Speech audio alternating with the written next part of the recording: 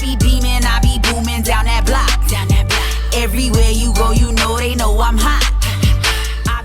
What's up? What's going on, my good people? Welcome back to the channel. Hope you all are doing well. If this is your first time here, I want to welcome you. Pull up a seat. Hope you enjoyed the content. And before we get into this video, I want to ask that you like, comment, share, subscribe.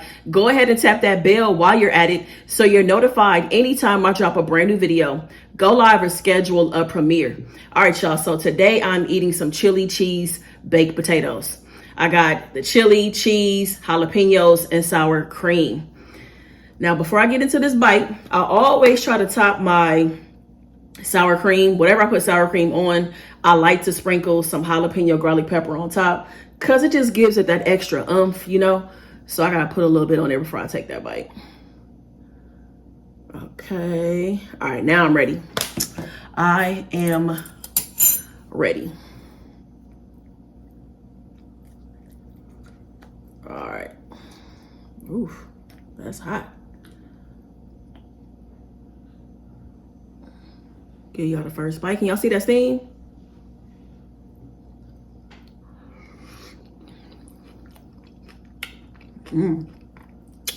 Yes.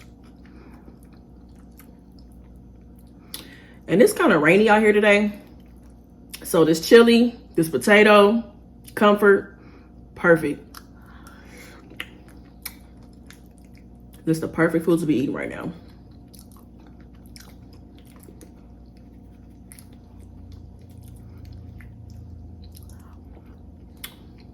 I'm gonna put a little Texas Pete on here to see if I like that.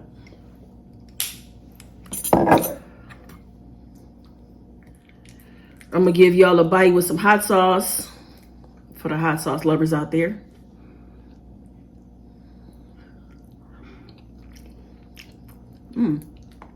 That was good.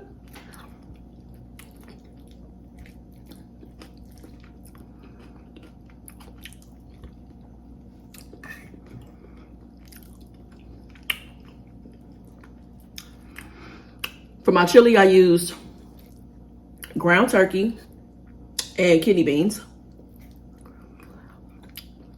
But I mix it up though. Sometimes I use black beans. I've even used garbanzo beans before. But I typically use ground chili. Ground turkey for my chili.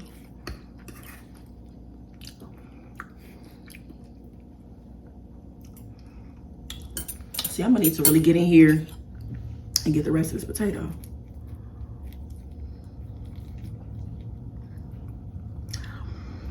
So what's up, y'all? It is the top of the week. How's the week going so far? I'm filming this on a Monday. I hope to put it out on Monday, but we'll see. But today's been a cool day. It's been going by fast. Mom and I have been putting together the returns I need to make. I got some stuff I got to return back to Amazon, some stuff back to Hobby Lobby. So I might do some returns today or tomorrow. Well, I don't know about tomorrow. I'm getting my hair done tomorrow. And that might be the only thing I'll do tomorrow.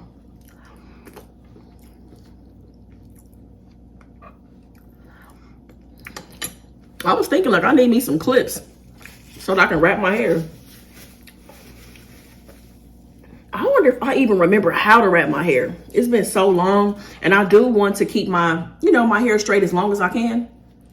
So we gonna see.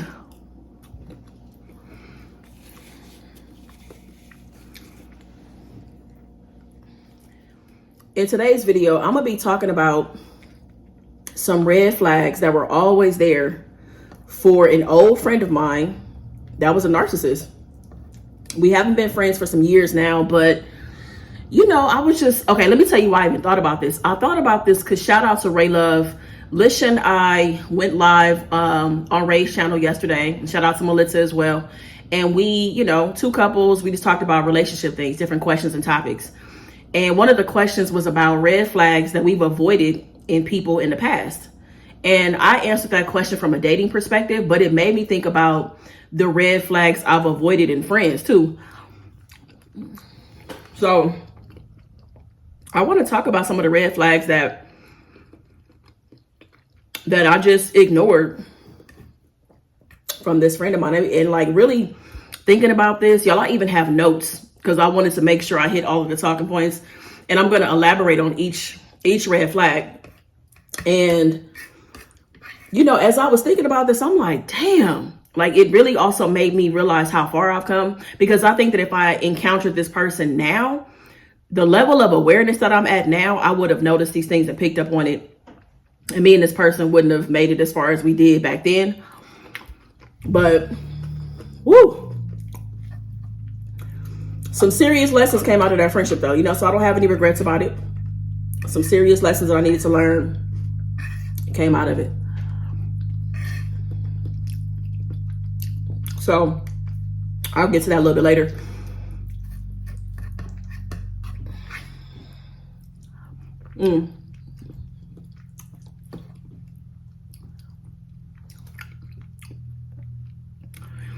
I found myself sitting and reflecting a lot. And as I'm getting settled into my place, I was thinking about me living in my parents' house for 3+ years, probably about three years and 3 months to be exact. I was thinking about like what came out of that, what came out of me being back home. And number one was to spend quality time with my parents. Like, I mean, getting a chance to see my parents that much after not seeing them as often as I wanted to. You know, when I was working my last job, I rarely saw my parents. My schedule was too busy to make it back home. And I lived like an hour from my parents. And it seems like that's not a big deal until, you know, you're so busy during the week and you're just trying to catch up with life and run errands and grocery shop and do your laundry and do all these things. You know, an hour back and forth, 2 hours, it just became a lot. So I didn't see my parents that often. So one of the things that came out of me living at home was like having time with my parents, time that I am so grateful for. So there was that. I got a chance to start my business. So I started Good as Can Be. And I really got a chance to take risks financially with other things, you know, like just stuff that I was able to just, you know, shell the money out for and see if it was going to work out or not, you know. So I started my business. I would say it was much easier starting it, you know, living back at home than living on my own. Because, you know, when you had a responsibility and overhead of like paying for all the things that come along, especially living in California, you know, just all the stuff that comes along with that, it's hard to, you know, invest your money in other ways and stuff like that. So that I'm thinking about how much I was able to invest in myself as a person. Like, I feel like I left the house as a completely, when I moved out, the person that moved in versus the person that moved out, day and night, like totally different. So the time that I had to just sit and work on myself, like that was such a blessing, a privilege, all of that, you know, because I know people don't get a chance to just slow their lives down like that. You know, even in us going through the pandemic and going through quarantine, there was still responsibilities and things that had to be taken care of. You know what I'm saying? So I didn't have a day job that I had to attend to. I didn't have any, I was just able to attend to myself and focus on myself. You know what I'm saying? So that came out of it. And I don't know, y'all. I was just thinking like, what a beautiful experience. I'm so glad that I had that experience. I wouldn't change anything about it. I got a chance to, I was fairly new to like content creation at that time. I had only started YouTube in August 2019 before the pandemic happened in March. So I was still pretty early on my journey, you know, so I figured a lot of things out. And I feel like I had to pivot a lot of things once the pandemic happened. You know what I'm saying? Like, I wasn't creating as much. I had to go, not that I had to go live, but I felt like going live made more sense because I wanted to like, I wanted a community and I felt like I needed to lean on my community at that point to just kind of get through something that we all, you know, this thing that we had never experienced before. So a lot of good things came out of me living at home. A lot of it, you know. Like I said, I wouldn't change a single thing. I wouldn't.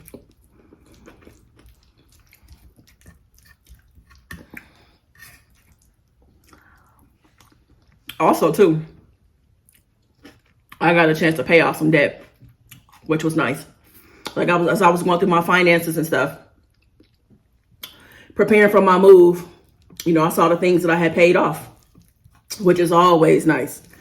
Always nice to see something at a zero balance. So, you know.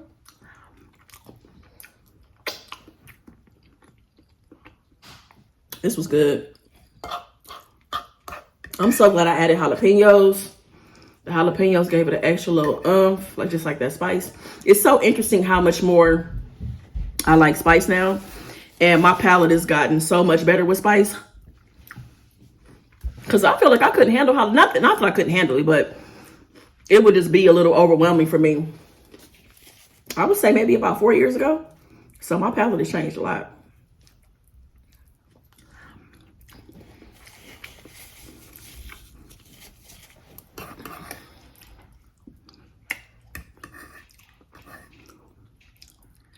All right, y'all. So I'm about to go ahead and get into the red flags that I miss, or maybe even red flags I just, you know, ignored in an old friend of mine that's a narcissist. And yeah, I'm about to go ahead and get into it. And a lot of things I didn't realize until many years after our friendship was over. And I feel like it was a lot of layers to it. It was very complex. So these are in no particular order. And yeah, okay. So the thing I'm gonna start with is a sense of self-importance. Like this person wanted to be on a pedestal as often as they could, really. And one thing that stood out to me about the sense of self-importance was that, okay, so like we had some like friends in common, but then I had friends that this person did not know. So when I would introduce them to other friends or other associates, it was very, very important for them to receive shock value. They wanted the person to be over the top about them. Like, oh my God, Rhonda's told me so much about you. It's nice to finally meet you. You're so pretty. You're so this. You're so like, that was very necessary for this person to like get that type of response.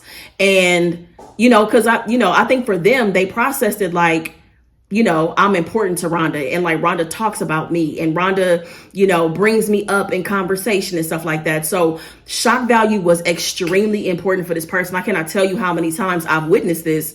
And then also the times when people didn't give this person shock value, they were so disappointed and like let down and didn't like the person that they just met. They would be like, ugh. And it's like, how you gonna be, like, you don't even know this person, you know, like, this is my friend. I'm introducing you guys, you know, bringing these two worlds together, and you haven't even given them a chance because you're so wrapped up in the fact that they didn't celebrate you and, you know, just go over the top in their initial meeting. You know, sometimes it takes you to be around somebody a few times before you kind of get a feel for them. You know what I'm saying? Like, even if I am raving about you to that person, that doesn't mean that they have to automatically buy into that and be excited when they first meet you. So yeah, sense of self-importance, that's one of the first things that come to mind. So the next red flag is this person's sense of entitlement, y'all. Like, oh my goodness, I'm pretty sure I can come up with more examples, but I do have 2 examples. And what's interesting is that the examples I'm going to give, they would always come up like in a joking manner. You know what I'm saying? But the person would say it all the time. So I knew looking back, they were serious. All right. So the first thing they would always do is be like, well, Rhonda, when you make it, you know what I'm saying? When you take off and your career gets to the next level, you know, and you get invited to parties and award shows and you got to travel places, I'm your +1. Like, I mean, who else would you choose? Like, I mean, come on now. And I'm like, well, like, I have parents, I have other friends, depending on my relationship status, I might have a partner. And it's like, I might invite you to some stuff, but you're not entitled to be my +1 to everything, you know? And they would say this all the time. And the other thing the person would always say, because as friends, we talked a lot, spent a lot of time together. Like I said, we were close. You share ideas. You talk through different situations that you're facing. You talk about work. You talk about everything, right? And maybe not everything, but you talk about a lot. And I remember this person would always be like, well, Rhonda, when you make it, you know, you owe me 10%. You owe me 15% on the back end. Like, because I used to sit around, you know, all this time I spent, you know, listening to all your ideas. And I'm like, okay, you listen to my ideas and I listen to your drama, like your relationship drama, like the shit you always going through with somebody that you're talking to or dating. Like, well, what do you know what I'm saying? Like, I don't feel entitled to anything. Like, I mean, it's just what a friend does. I feel like a friend listens to what you're going through. And for me, it was just like going through a lot of ideas and stuff like that. You know what I'm saying? Bouncing ideas around. And so, yeah, they would always say, yeah, Rhonda, when you make it, You owe me 10%. You owe me 15%. And like they would always laugh, but they would say it all the time. Like every chance they got for me to remember, like, hey, I was there for you. I listened, and you know, you owe me. You owe me when you make it. So yeah, sense of entitlement. All right. The next red flag was this person's need to be admired. Oh my goodness. And if you've dealt with a narcissist, or if you've just, you know, watched content about it or videos about it or whatever, read up on it, one of the biggest things for a narcissist is that they need a supply of people to sink their teeth in. Like that is so important to have a supply. You know what I'm saying? And man, one thing this person would do is I feel like they created this certain aesthetic of themselves, or like who they were, what they were into, you know, wanted to come off like they had really good energy and just a good person that you wanted to be around, right? And that became very appealing to a lot of people on social media, Instagram specifically. So this person started adding to their supply of people, and it would just be random people all over the country. Like I remember one day I just looked up and they would just have friends here, there, this in the South, in the Midwest, the East, like just all over the place. And one thing I realized when I was like, you know, for reflecting on all of this is that the one thing that everybody had in common is they were younger than her. They were younger than her. And I feel like that created the opportunity for this person to be the big sister, you know, the big cousin, you know, be the person that you look up to and that you just, you know, oh my God, I love your energy. You're such a vibe kind of thing, you know, and maybe that was the case or not, but that's, you know, looking back, that's how it came off.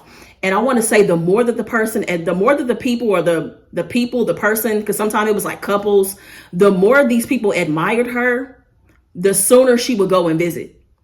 She would go and visit these people. So it didn't matter if she met them 2 weeks ago, a month ago, month and a half. She would go and visit these people, stay in their houses, be with them, because I really felt like there was a need, like she was being fulfilled from a distance, but it was also really important to be fulfilled in person as well. You know what I'm saying? So I'm like, I didn't think it was wild at the time because, you know, it would very much come off like, well, isn't this what social media is for?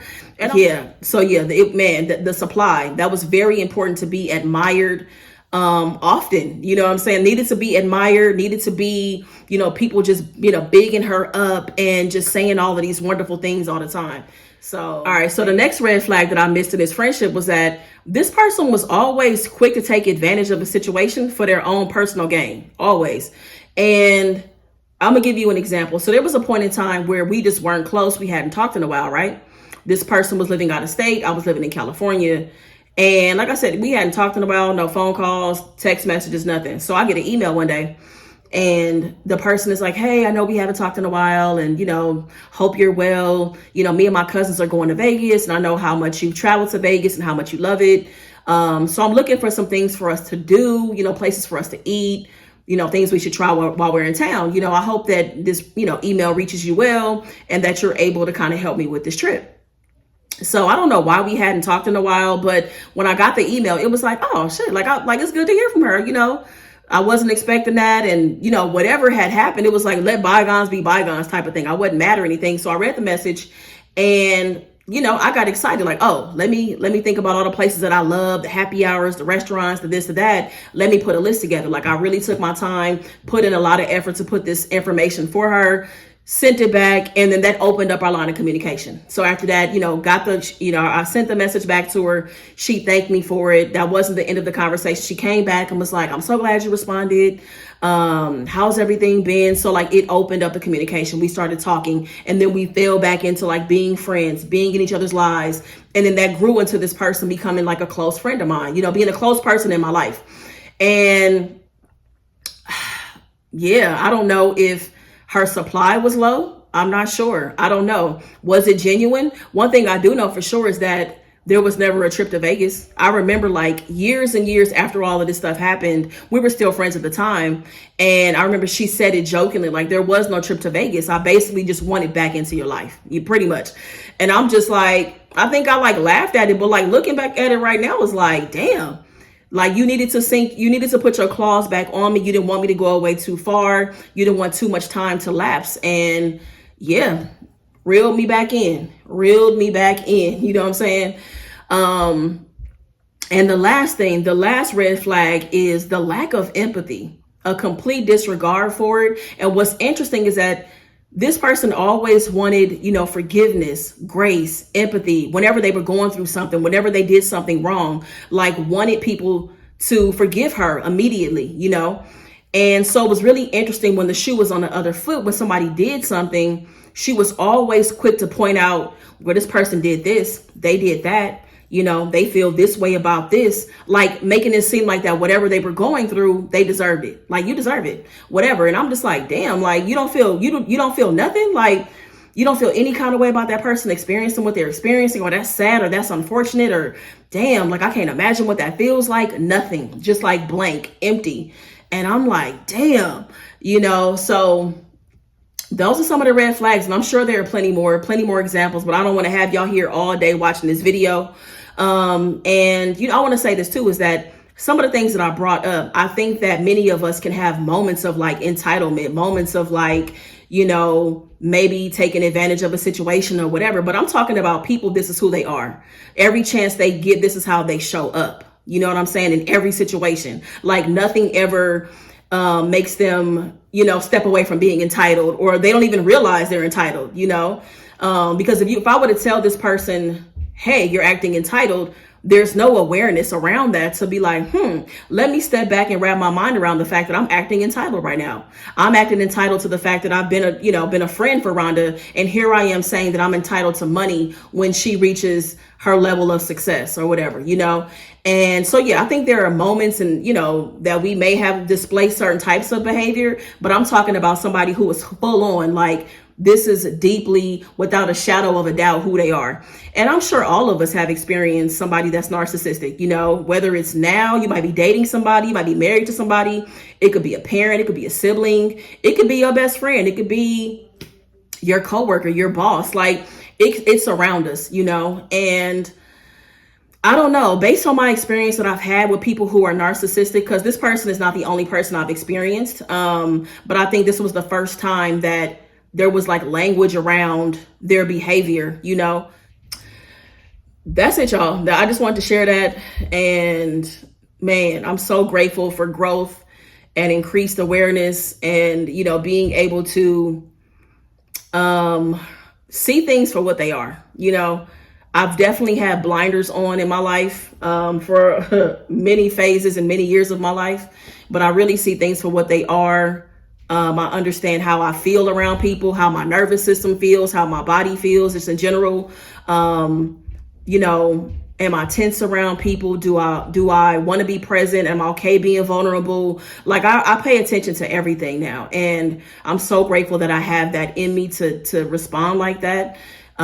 Because it's important. It helps me make my decision on who to, have in my life, to have close, and who needs to be pushed away or that I need to separate myself from altogether. So that's the video, y'all. If you enjoyed it, please be sure to give it a big thumbs up. Thank you so much for watching. Make the best of the day. Be good to yourself. Peace.